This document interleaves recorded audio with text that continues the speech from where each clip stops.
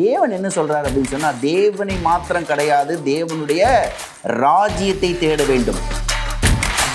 அன்றைய காலகட்டத்தில் இருந்த பரிசேயர் சதுசேயர் இவங்கெல்லாம் பார்த்தீங்கன்னா தேவனை அறிந்திருந்தாங்க, தேவனுடைய ராஜ்யத்தை அவர்கள் அறியவில்லை. இயேசு தேவனை மாத்திரம் காட்டவில்லை, தேவனுடைய ராஜ்யம் எப்படிப்பட்டதுன்னு காமிச்சார் பாருங்க.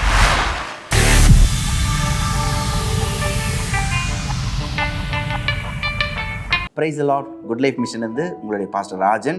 இன்றைக்கு கர்த்தர் கொடுக்கிறதான வாழ்வு தரும் வார்த்தை என்னவென்று பார்ப்போமா? பாருங்க, மத்தேயுவின் இந்த சுவிசேஷம் 6ஆம் அதிகாரம் 33ஆம் வசனத்தில், முதலாவது தேவனுடைய ராஜ்யத்தையும் அவருடைய நீதியும் தேடுங்கள், அப்பொழுது இவைகள் எல்லாம் உங்களுக்கு கூட கொடுக்கப்படும். அப்போ தேவன் என்ன சொல்றாரு அப்படின்னு சொன்னா, தேவனை மாத்திரம் கிடையாது, தேவனுடைய ராஜ்யத்தை தேட வேண்டும்.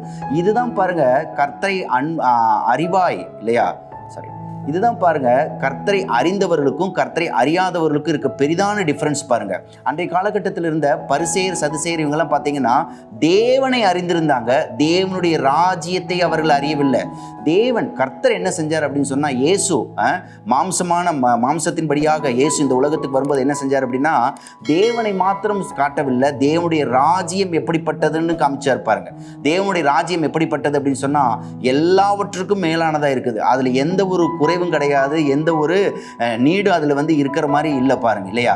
அப்ப தேவனுடைய ராஜ்யத்தையும் அவர் நீதியும் நாம் தேடும் போது நாம் நம்முடைய வாழ்க்கைக்கு தேவையான எல்லாவற்றையும் நாம் பெற்றுக்கொள்ளுகிறவர்களாக இருக்கிறோம். ஆமேன். கர்த்தர் நல்லவர். ஹல்லேலூயா.